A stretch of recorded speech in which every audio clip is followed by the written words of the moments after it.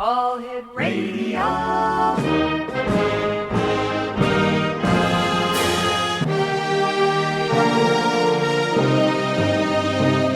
Welcome to the X Zone, a place where fact is fiction and fiction is reality.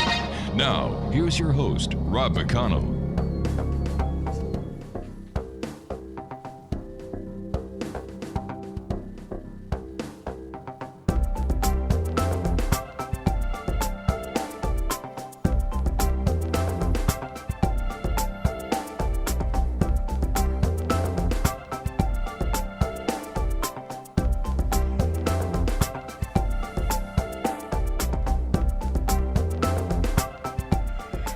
And welcome to the X Zone, everyone. I am Rob McConnell. We're coming to you from our studios in St. Catharines, Ontario, on your hometown radio, Classic 1220, at www.classic1220.ca. If you'd like to send me an email, it's very simple, xzone@classic1220.ca, and we'll get back to you as soon as we can. Now, my first guest tonight is Joe RAINONE, and Joe, welcome to the X Zone. Thank you, Rob. Appreciate the invite. All right, tell us a little bit about yourself, Joe. So, I'm just a normal, regular 9-to-5 guy. I'm an IT manager, but as a hobby, I'm a part-time paranormal investigator. I've been doing it since 2010, so this is my 13th year. What was it that got you into investigating the paranormal, Joe? So, unlike most paranormal investigators, Rob, they typically have had some type of a paranormal experience that piqued their interest to look further into the phenomenon. For me, it was a little different. It was actually the introductions of the ghost hunting shows in the early to mid 2000s that got me piqued. I was more curious as to whether it was just put on for entertainment purposes only. And what did you find out? A few things.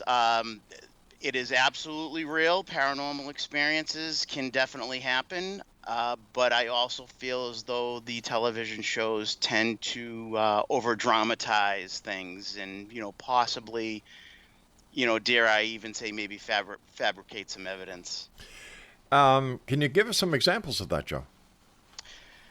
Well, speaking for myself, Rob, when you paranormal investigate a location, you can be there, hours, possibly days, and not get a single shred of evidence.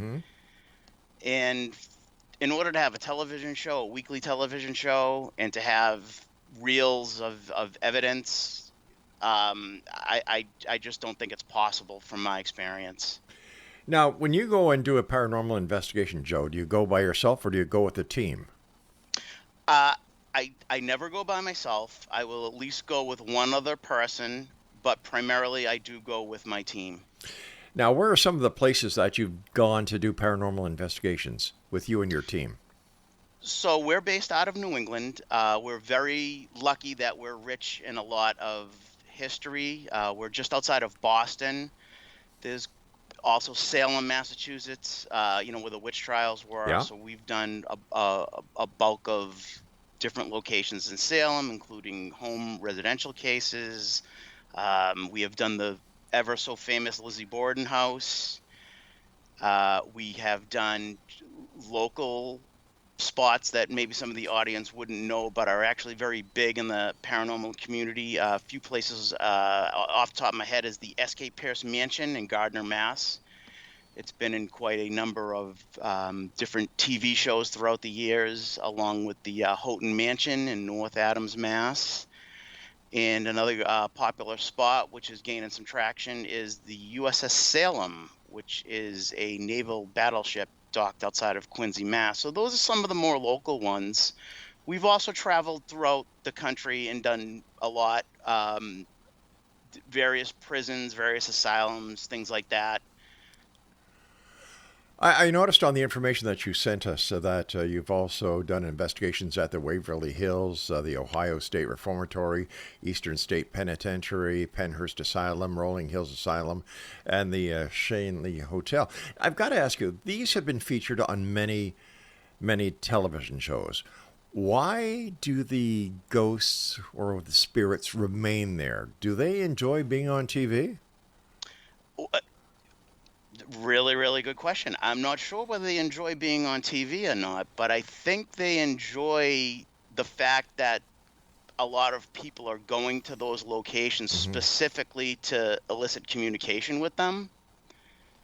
Okay, now when you were at, let's say, Waverly Hills, what kind of paranormal activity did you and your team encounter? So you picked a really, really great one. Waverly Hills is definitely probably easily the top 3 of locations that we've gone to that have really had wonderful evidence, so to speak. So the bulk of our evidence is audio. There's a phenomenon called EVP, which stands for electronic voice phenomenon. Mm-hmm. And that's essentially you're recording a conversation with a recorder. Can be digital, can be analog, could even be a cell phone. And you're asking questions in the hope of getting a response. And when you receive the response, it's not audible to the human ears, but the devices actually can pick it up. So Waverly was really, really wonderful as far as getting a lot of electronic voice phenomenon. We were getting direct answers to some of our questions. Another very rare phenomenon that actually took place at Waverly is called a disembodied voice. So that's when you hear a voice that your naked ear is picking it up. So you're not relying on the equipment. It's very, very rare. It's probably only happened a handful of times to us and to myself. Waverly was actually one of those locations where we actually caught a disembodied voice. And it just so happened to be right in front of the death tunnel, affectionately known in Waverly as the death tunnel, because that was the chute where they would transport the bodies after, a patient succumbed to, TB or Sure. or whatnot. How is it possible that you do not hear, when you're doing an EVP, you do not hear the response to your questions or however you and your team do it, and yet it registers on a digital or analog recording device? Rob, I'll tell you, if I had that answer for you, I could unlock a big secret. Nobody really knows. Nobody knows how they imprint their voice. They don't. There's theories that it's coming through the EMF field, electromagnetic frequency field. The thing that kind of gets me a little bit is the fact that how are they hearing me when I ask a question? Are they on the other side with this particular device that they're using to hear me? Mm-hmm. Good question. Mind you, mediums and other psychics can communicate with the other side without the use of any equipment. So how come investigating the paranormal as an EVP requires the equipment instead of the direct contact that mediums and psychics have? So for our team, we don't have any mediums or psychics on the team, nor are we scientists, but we are professional and we rely on equipment. So we want to be more scientific based. Like I said, even though none of us are scientists, we just want to rely mainly on equipment because it's, if you get something on equipment, it's there, it's in black and white. Yeah. We can share it. So during your investigations, first of all, if somebody was to call you up and say, Joe, I heard you on the X Zone on Classic 1220, and I think I've got a ghost in my house, Joe, can you come down and visit us? And these people are in the area that you actually live in, let's say in Massachusetts, somewhere near Boston. How would you conduct the investigation? Well, first off, Rob, we would do a thorough vetting of the client first and foremost, because just throughout the years we've realized that there's a lot, for lack of a better term, there's a lot of mental illness and potential under the influence of alcohol or prescription drug use, and people seem to think that they might be having some type of paranormal activity when in reality it's probably induced by, again, mental illness or potential drug or alcohol use. So we would do a thorough vetting of the client just to kind of rule that out before we would even invest any of our time in visiting the location, and we definitely don't want to put ourselves in harm's way either. And through the course of the years, we've kind of wasted a lot of cycles just with claims that were kind of nonsense. But after the vetting process, we would typically, what we would do is we would do a walkthrough first of the location with the homeowners there, get their stories, get the so-called hotspots of where they might have seen something or heard something. We would take notes. We would sweep the home again for those EMF fields that I spoke to you a little bit earlier about. Mm-hmm. Those are fields of electromagnetic frequency that are generated by large appliances, faulty wiring, things like that. We would do a base sweep of the location because we want to make sure that when we are eventually there to paranormal investigate, in our equipment that's designed to pick up EMF is going off, that we know that it's not the refrigerator on the other side of the wall or a washer or dryer or anything like that. So that would be why we would do the walkthrough, and then we would schedule the home investigation at a different point in time. At that point, we would kind of prefer that the homeowners aren't in the house, but if they insist on being there, we would obviously welcome them as well.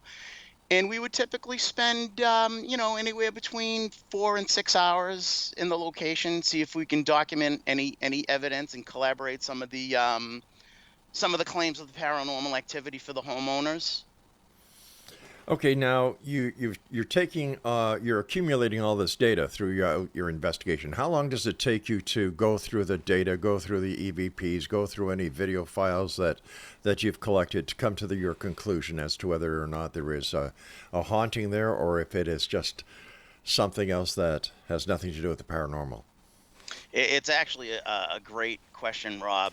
So basically, for every recorder you have running, Mm-hmm. and for every camera you have running, you need to sit and review audio and video for each one of those cameras. So it's a painstaking process. So on the average, what are we looking at? An extra 15, 20 hours worth of work? Easily. Wow. Yeah. And how many investigations do you do a year, Joe, with your team? So it's quieted down a lot. So we used to have a 1-800 number, and back in the day, probably in the mid 2000s, we would probably take at least 3 to 4 phone calls a week on that 1-800 line.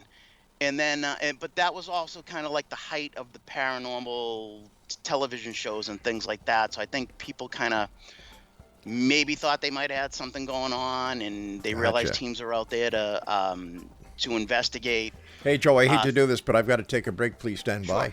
Exonation, our guest this hour is Joe RAINONE. His website is paranormalnewengland.com, and we'll be back on the other side of this break as we continue here in the X Zone on your hometown radio, Classic 1220, www.classic1220.ca.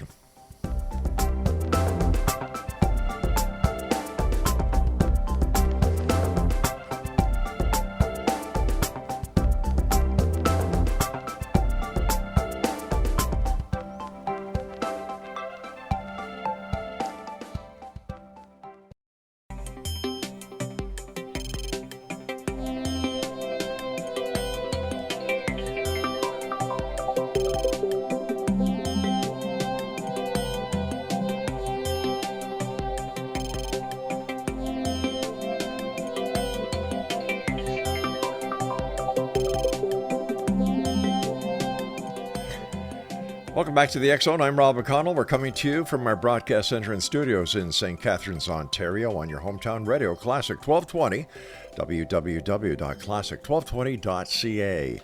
Joe RAINONE is our special guest, paranormalnewengland.com. Joe, thanks for joining us tonight. And I have to ask you this, Joe. Has there ever been an investigation that you've done that you had the bejeebers scared out of you? I'm going to answer you totally honestly. No, never, not once. I don't think I'd be doing this if I got easily rattled.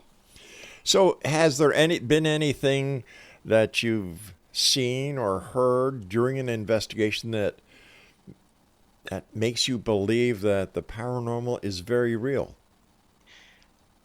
Yeah, so again, a lot of the audio evidence we've gotten throughout the years, we've gotten direct responses to questions as far as, who's still residing in the location. And we've gotten, in certain cases, first and last names that we could actually go back and look through like some type of an archive and actually find that there was such a person that did exist in that spot. So the audio stuff is very real, and it's very informative. The visual piece is a lot harder to capture and document for whatever reason. I just don't know whether they don't have enough energy to manifest. I can say that I have never seen an apparition in my 13 plus years now of doing this. I think the closest thing I've seen is what is termed a shadow figure. I saw that at a local, very, very popular location here in New England, which is the Conjuring House in Burrisville, Rhode Island, that spawned that whole Conjuring House movie series. So that was one of the real tangible things that I can say I've seen with my own eyes was a shadow figure, and it was humanoid in form. It didn't have any particular features that I could say, well, it was a male or it was a female, but I could see a torso, limbs, head, and it was just like a gray mass that moved rather quickly. So that was one of the more profound things I have seen in my experience. So when you're out on these investigations, have you ever been scratched? Have you ever been pushed? Have you ever felt any physical evidence of the ghost or the spirit? I have never been scratched. I have seen scratches appear on teammates as we've investigated, just out of nowhere. So I can't speak to the phenomenon myself. I have been nudged near some staircases. I guess we'll go back to Waverly. Okay. That phenomenon did happen to me at Waverly. It felt like a hand just kind of gave me a little nudge when I was near an open staircase. Fortunately, it wasn't hard enough that I ended up going down it. Another experience that I've had, Rob, that I never experienced before, and I always heard of people saying, oh, well, Joe, you've gotten that cobweb feeling, haven't you? And, my honest answer was like, no, I haven't. And they're like, oh, well, you'll know when you get it. And that recently happened to me probably this past fall. I was at a local spot in Weymouth, Massachusetts called the Emery Estate. It's an estate that was given back to the town of Weymouth, and the town decided that they would open the house up as a museum, and then the staff that was there was having paranormal experiences, and they actually decided to create a volunteer staff to lead folks on public ghost hunts there. So I volunteer for them. I'm one of the staff there, and it was actually a night after one of the public ghost hunts, all of the guests had left. I had walked upstairs to turn off some of the lights, and I walked through a door frame of one of the bedrooms that, mind you, I've walked in and out of that door frame probably a good half a dozen times just that night alone. And I got the sensation that I just walked right through this big cobweb. And I knew that there's no way a spider could have spun a big cobweb like that since the last time I was up in that area of the house. So I just, by pure fate, I happen to have my recorder on me.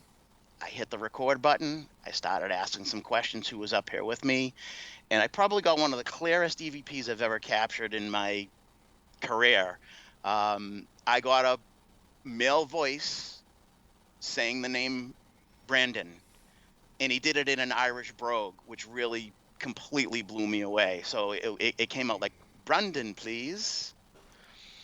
So those are some of the more physical things that I can speak to, because I've experienced it. As far as me experience a scratch, I can't say one way or another how that feels. In your opinion, why are these spirits, why are these ghosts staying behind? Why don't they go to the light? Why don't they go to the next dimension or wherever ghosts go when they decide to leave home?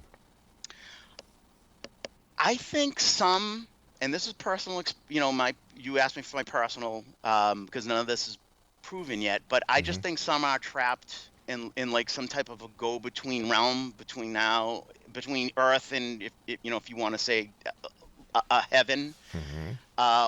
Why they are trapped, or maybe not trapped, but want to stay here. I mean, I would go probably with, maybe they just loved the place that they're in. I mean, speaking for the Emery estate, I could say that because it's a beautiful house. It's a beautiful grounds. I could kind of understand why a spirit might want to hang there.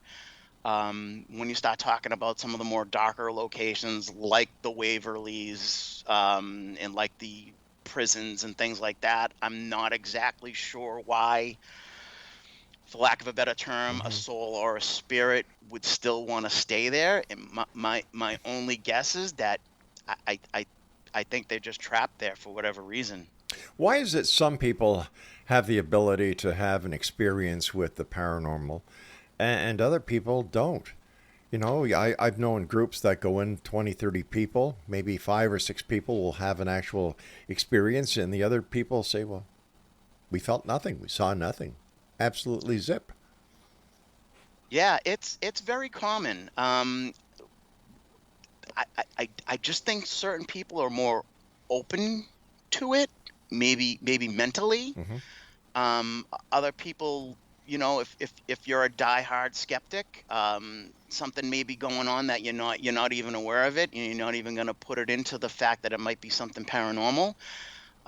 Speaking again to some of those public ghost hunts that I've been privy to and have led, there's dynamics in groups. So you could take a group of 4 or 5 people. Again, I'll use the Emery estate as a prime example. You could take them through that house, room by room, just with your equipment, using your audio, using your video. And some groups, for whatever reason, we don't get anything. We don't get an EVP. We don't get any of the equipment going off. Later in the night, you take a different group up there, and it's like a different house, And I can only surmise that it has something to do with the personalities of the people there. There's some thought within the scientific community that the paranormal events that are reported during a tour or a ghost hunt are actually perpetrated by members of the group itself and are manifested that way. What's your opinion on that? I've heard the same. I think it's going to go back to the statement I just said. I think it has something to do with just the people being more open to experiencing something. They're more believable? I'm sorry, Rob? The people are more believable. They want something to happen, so they believe something is going to happen. So is it possible that they're actually creating that something that they're looking for?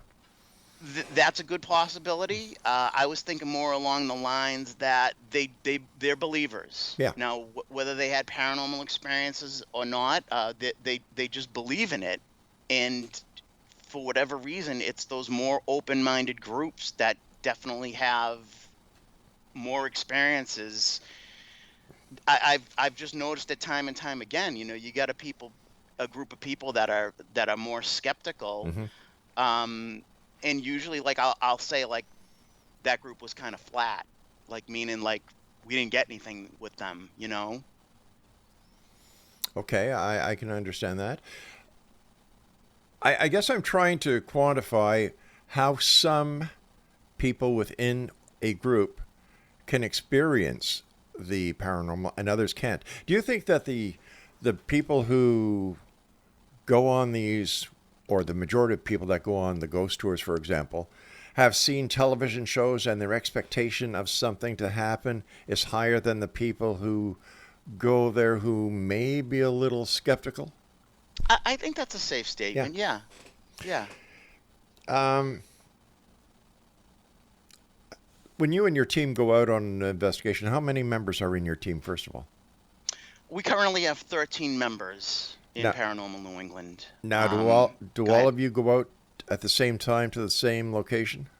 It's very rare that we'll have a full team out at an investigation. It usually averages out to about 6 to 7 people because, again, we're all professionals. We all have day jobs. It's a hobby for us. We all have families, so Right. not everybody can make every single investigation. So out of 13, if we get called in to do something, if we can get half the team to show up, that's a good number.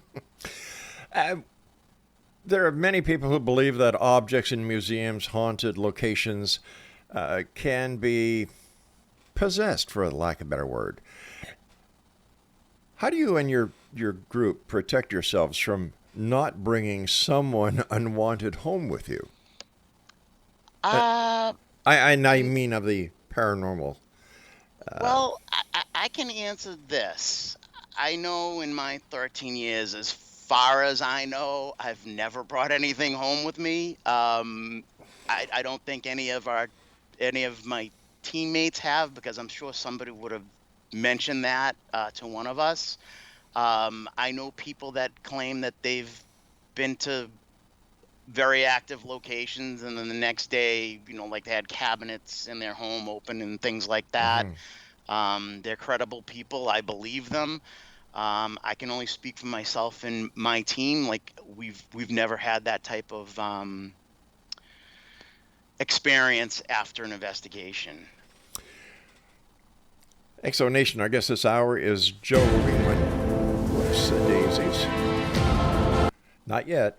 Joe Rainone is our special guest, and he is with, paranormalnewengland.com.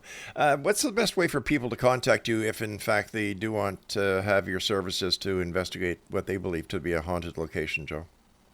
They can go right to that website. They can go right to paranormalnewengland.com, and we have a team email address, and we also have a Facebook page that we monitor daily. So between the Facebook page and the website, folks can definitely get a hold of us. All right, Joe, stand by. We've got to take another break here. And XO Nation, this is the XO. I'm Rob McConnell, and we're coming to you on your hometown radio here in St. Catharines, Classic 1220, www.classic1220.ca. And if you'd like to send me an email, it's very simple, xzone@classic1220.ca. Joe and I return after this break. Don't go away.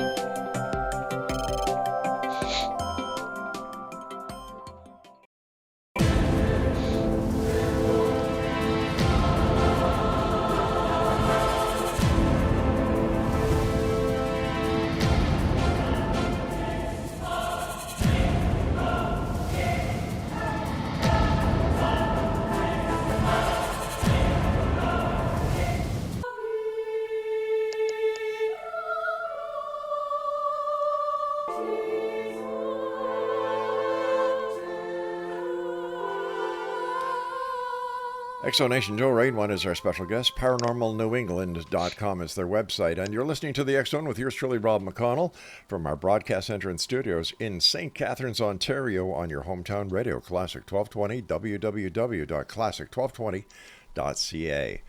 Joe, I've spoken to a number of paranormal investigators over the years, and some of them report feeling sick in the midst of an investigation or shortly before the investigation has reached its end. Have you or any of your members ever had this experience? We have, yeah. I've felt a little nauseous prior to investigating, and at certain points during an investigation. I'm I'm not exactly sure whether it was something just physically induced, Mm-hmm. or whether it was something of paranormal in nature. Um, to jokingly enough, typically we do go out to eat before we do a case. So, I'm sure some of that is probably 50-50, Here's a question, and it's a direct question, Joe. Does evil exist? I think it does. I think it does. And Yep. during your paranormal investigations, have you ever seen any evidence that what you're dealing with is something evil, something demonic? And if so, how do you handle that? I'm gonna go on record. I don't believe in demons, but I believe that there are evil spirits. I believe that if you're kind of not so great in Mm-hmm. life, then why would that change in death? Just to put it mildly. Um, I mean, like I said, the worst that's probably ever happened to myself or any of our teammates. A few of my teammates, I did say, did get scratched. I did get pushed. Um, Mainly, just I've been called a lot of derogatory terms via EVP. Really? Yes, yes. Why do you think they'd use derogatory words or curse and cuss you or your team? What do they expect to accomplish with that? I don't know if they just want to present themselves as like a badass, or something to that Mm-hmm. degree, or they want to portray themselves like, hey, like I'm evil, I'm a demon. My group, I can tell you right now, we go into any location, whether it's a public hunt or a private home case, with the utmost respect. We don't provoke in any way, shape, or form. We're just there to hopefully get answers for ourselves, answers for the clients, answers for the location. All I do is ask questions that I just hope I get, some type of informational response. And in the process of asking these questions, I've gotten some really, really nasty things said to me. Why do you guys call it a ghost hunt? Because usually when you go on a hunt, you intend on capturing or killing something, and ghosts are already dead. Yeah. I think. Yeah, I don't know. I don't know who coined the term hunt, Rob, to be honest with you. But yeah, you bring up a really good point. So yeah, and I think it's easier to just say we're going on a ghost hunt rather than we're going on a paranormal investigation. It's Uh, just ghost hunt is shorter, and it rolls off the tongue a little more smoothly. okay. What's your take on this booming para-tourism industry that is cropping up all over the place? Well, if the money is going back into the location, I'm 100% all for it. There are historic places that are in need of dire repair, Mm-hmm. and if the owners of said location are taking the funds from these ghost hunts and tours and things like that, and are putting them back into the location to keep the location open for future other paranormal investigators, I'm all for it.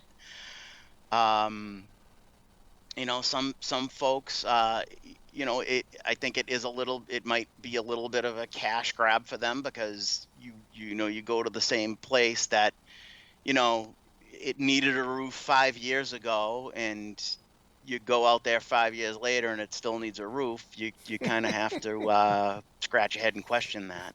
I would imagine so. But if a place is repaired, isn't there the possibility that the repairs will actually affect the paranormal activity within it?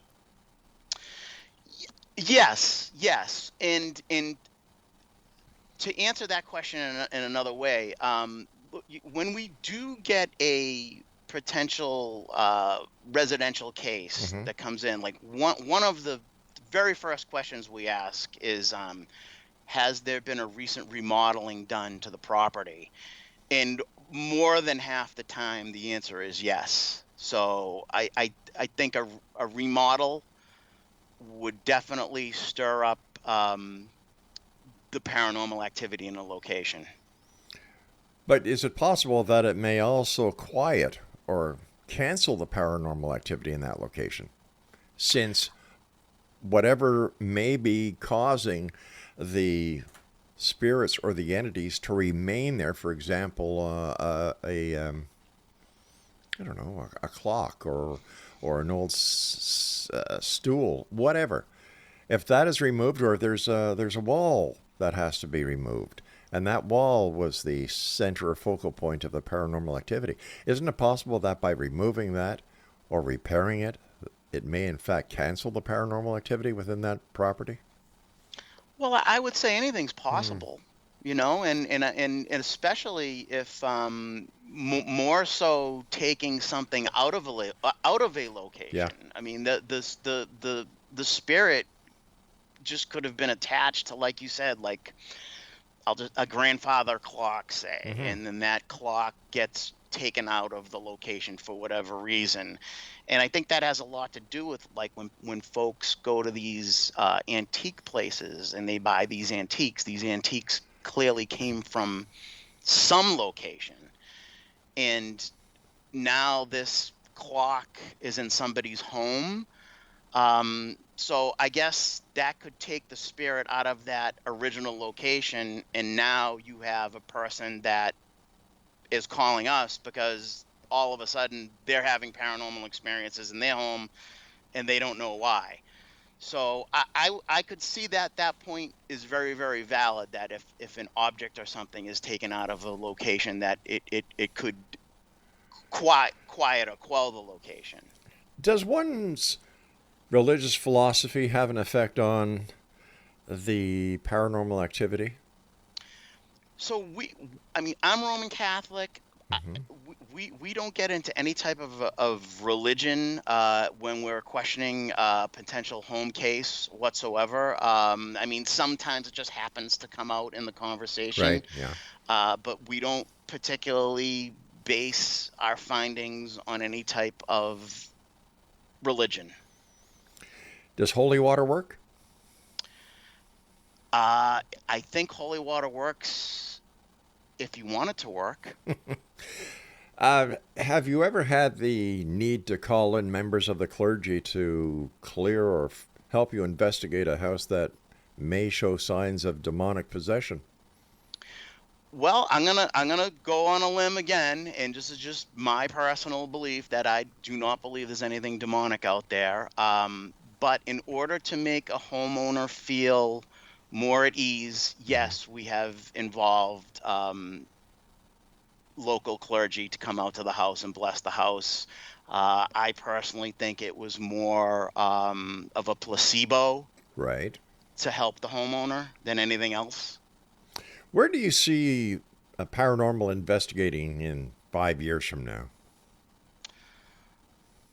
Oh, never thought about that. Well, I'll tell you, Rob, in my 13 years, Mm-hmm. not much has changed. The technology as far as recorders and cameras has obviously gotten better. I mean, when I started back 10 years ago, everything was on a digital video Right. tape, and now everything go right to an SD card. I would imagine that we'll probably see some more gadgets invented, and I just feel as though the quality of cameras in audio is going to be that much greater in 5 years, and for that matter, that much smaller, which helps us out because now, if you can limit your gear cases to smaller equipment, you're just better off in general. What about these voice boxes that are being sold? Do they work? Yeah. So, in my opinion, I would say that I think you're referring to a ghost box or a spirit box. Right. Yeah. So, I will say that when I initially started my journey in paranormal investigating, I did not believe in ghost boxes or spirit boxes. Uh, I have changed my stance on that after being out with different teams and seeing some of the results they have gotten with these particular devices. I feel as though there is definitely something to them. Um, and I'll also kind of base that on the fact that we've gotten direct responses via that particular that's called ITC when you use a ghost box or a spirit box. That's called instrumental transcommunication, by the way, for the audience. Um, and again, I'll go back to some derogatory statements. I have heard some very derogatory things via a ghost box, spirit box. And that's something that I know the FCC would never in a bazillion years allow to go on public airwaves. That is so true. Neither would Classic 1220. I was going to mention that. Um, have you ever had an encounter that, or an investigation that involves children? Yes. Yes, I have. How I does that, have. how does the investigation of a child in the paranormal affect you and your team? And I've got about a minute before I have to go for my break. Uh, it's very disheartening when you hear the voice of a child. Yeah. I'm a parent. I have two children. Most of the members on the team have kids. So it's disheartening when during an EVP session you hear a child calling for its mother and you hear babies crying. Yeah, I imagine it would be because Laura and I have 6 children. We have 15 grandchildren and 2 great grandchildren.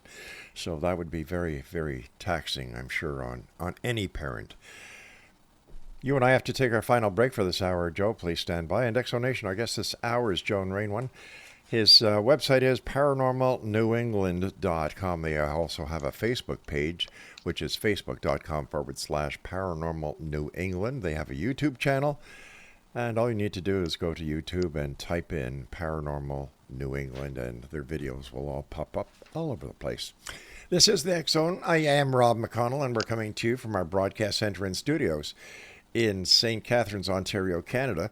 And we're on your hometown radio, Classic 1220, at www.classic1220.ca.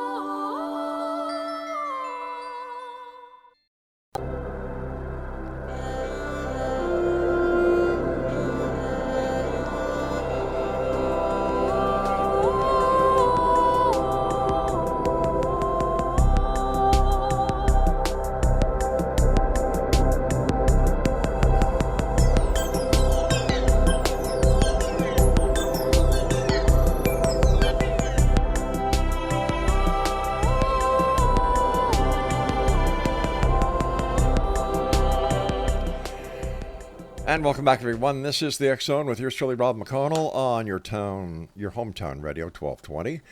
And some great shows on 1220. Join Steph and Danny Z first thing in the morning on the morning show. All throughout the morning and parts of the day, my good friend Chuck LaFleur, who is the news director at Classic 1220, does the news. The drive home is Pete Dichter. And, of course, the X Zone with yours truly, Rob McConnell, Monday through Friday at 11 p.m. right here on Classic 1220, www.classic1220.ca. And you can always send me an email to xzone@classic1220.ca.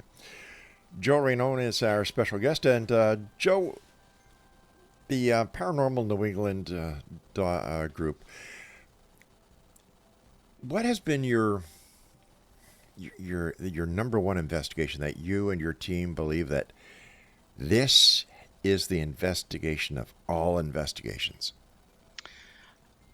We did an investigation of Trans-Allegheny Lunatic Asylum, and the amount of activity in that location was, for lack of a better term, off the paranormal chart from the second we walked through those doors till the second we left. You want to talk about electronic voice phenomenon? It's very, you go into a location, and if you come out of that location with one really good, clear EVP, like you would consider that a very good night. Trans-Allegheny Lunatic Asylum, just about every single time we hit a record button on a recorder, we had an EVP. Wow. Yeah. Now, do all the teams that go there get EVPs, and are they always the same EVPs, or are they different EVPs? So, interestingly enough, when we were at Trans-Allegheny, our guide for the night basically said that, the last night's group that came through here, it was very quiet here. They didn't get much of anything. And then, we show up there the following night, and like I said, the place was like off the hook, paranormally speaking. So that's a real, that's a real hit or miss type thing when you book a location.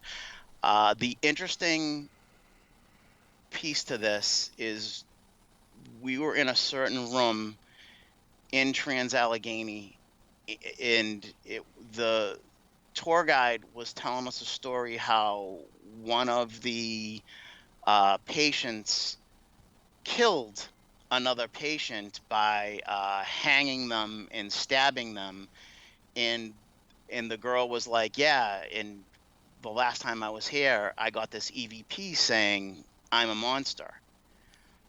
And we had our recorder running while she was telling us the story of the murder and of her EVP. And during our recording, we got the same exact EVP that she got. We got a voice saying, I'm a monster. What about the other parts of the paranormal investigation where there is articles that move and people actually get the impression that they're being watched and that there's cold spots, hot spots? Do you guys also experience all those other signs and symptoms of a paranormal activity when you're out there? Yeah, so it's rare to get something as far as like a poltergeist activity where something moves, but that has definitely happened to us. That happened to us in Gettysburg. We were investigating an old farmhouse that served as a Confederate hospital, and we actually had one of our glow sticks that was down on one of the tables in the basement actually kind of on command shoot off the table. Didn't roll off, didn't fall off. It was like it went 2 to 3 feet right across the room, and that was just something that probably about 10 to 15 minutes prior to that, I had just asked, hey, if there's any spirits down here, of any Civil War soldiers, can you knock that glow stick off the table? And it happened, and to our dismay, and it was one of those things. We just didn't have a camera on it. We didn't have a recorder running to document it. And I just looked at everybody and said, you know what? Even if we did have a camera on it, nobody was going to believe us. They're going to think somebody tugged that with a fishing line or something like that. But why would they think that? Is there that much deception and deceit within the paranormal groups? Yeah, there is. I think there's a lot of evidence fabrication going on. And I think the whole YouTube generation kind of nudge that along a little bit more, because nobody's going to want to watch a video unless something happens, and again, not everything happens, and we've been to locations, we've been to specific locations, like again, like the SK Pierce Mansion in Gardner, Mass. I've lost track at how many times I've investigated that particular location, and we'll go in there, we'll spend our 6 to 8 to 10 hours in there, and nothing could happen the whole night. And the very next trip in there, it's like a different house. So there's no, you just can't bank on paranormal activity happening, even in a location that has had it prior. So if you're a YouTube creator and you're banking on people watching your video, you know, I wouldn't be surprised that they're doing something as far as fabricating evidence. Let's go back a couple of minutes because we were talking about this paranormal place that you went, and you got this EVP, the same EVP that another young lady got about. Yes. Okay, where the person said, "I am a monster." Mm-hmm. Does the paranormal activity have anything to do with the weather, the phase of the moon, the electromagnetic area where the paranormal location is, ley lines? So at one point in time, we had a prior member who was an actual scientist. Mm-hmm. And he was a number cruncher. So when we got a call to do something, he documented everything you just mentioned and more: humidity, barometer, temperature, phase of the moon, you name it. The one correlation he could make was that ley lines definitely had something to do with it. I wish I could get into it further, Rob, but I'm just not qualified. Okay.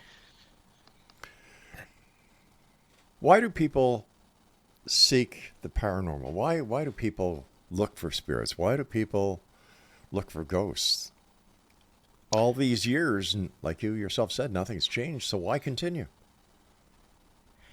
Yeah, you have to have a passion for it, because again, more often than not, nothing happens, truth be told.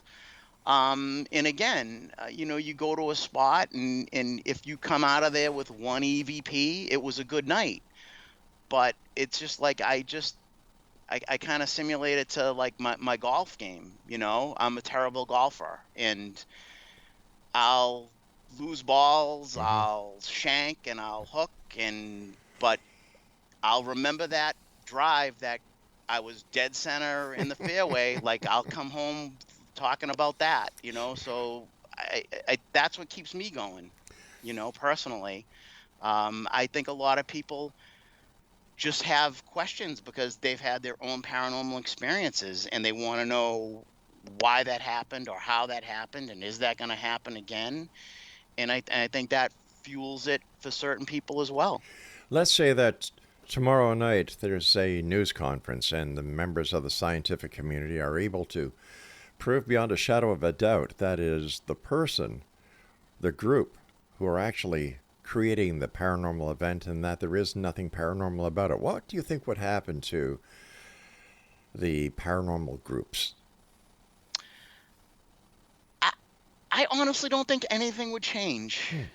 I really don't. I think groups would still go out and do it. I mean, so you're basically saying that it's related to the personalities in the groups that's causing the phenomenon? Well, I'm just saying that this would be something that the scientific community would come up with and say, listen, there is no such thing as the paranormal. Here's our proof. Boom. It's just like trying to convince a skeptic, I think. I believe in it now. I've been doing it long enough. I know the paranormal is real. I know it's not what it's portrayed on television at this point in time. I don't think it would change anything for me because, I mean, science has been proven wrong in the past. So what was it that turned you from a non-believer into the hardcore believer that you are today? It's the phenomenon of electronic voice phenomenon. And when I went out, when I started doing this, I probably went a solid 6 months without ever capturing an EVP. And I was at the point where, like, I don't think that the phenomenon is true. I think it's fake. I think it's just not possible. How come I haven't gotten anything? And then it happened. I got my very first EVP. It was a home case in Weymouth, Mass. We were out in the woods backyard of this home where the lady was like, I'm hearing kids laughing and giggling and running through my house. I don't have kids. I caught my very first EVP of a child basically calling my name. So Now, that yeah. sold it for me right there. Listen, Joe, it's the time where we must say so long for tonight, but do me a favor. Let our listeners know how they can contact you and give your website and your Facebook page out. Yeah, so if anybody wants to get a hold of us, we're www.paranormalnewengland.com. All the links to any of our social media is out there. We do have a Facebook page. We do have a YouTube channel. And I would say go to the website page and get our links from there. Joe, thanks very much for joining us, and I look forward to the next time you and I meet right here back in the X Zone on Classic 1220. Thank you for having me, Rob. You have a nice night, sir. You too, sir. All right, X Zone Nation, tell me, are you a skeptic or a believer? Send me your emails, xzone@xzone. No, that's the old one. I'm sorry. Scratch, erase. Send me your email, xzone@classic1220.ca. That's xzone@classic1220.ca. I'll be back tomorrow night at 11 o'clock as once again we cross the time-space continuum to this place that I call the X Zone. It's a place where people dare to believe and dare to be heard. It's a place where fact is fiction and fiction is reality. And tomorrow night I'll take some cough medicine. How's that, Craig? All right. To my senior producer, my good friend Craig West, thanks, Craig, for all your hard work. And to each and every one of you tonight, the listening audience of Classic 1220, have a great time. Enjoy your life. Share with one another. Take care of one another. And always remember, keep your eyes to the sky and your heart to the light. I'm Rob McConnell. This is the X Zone, and you're listening to us on your hometown radio, Classic 1220. www.classic1220.ca.